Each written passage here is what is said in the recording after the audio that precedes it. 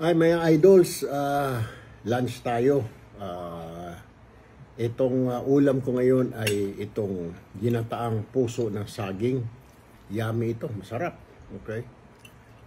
Masustansya itong puso ng saging. And then, samahan natin ng daing na espada. Okay? Itong for lunch natin ito. So,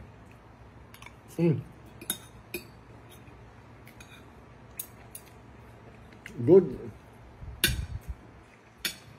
And then daing na espada.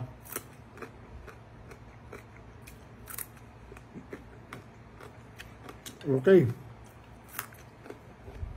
Mamaya ka na, mamaya. Sit ka lang yan, sit. Champion.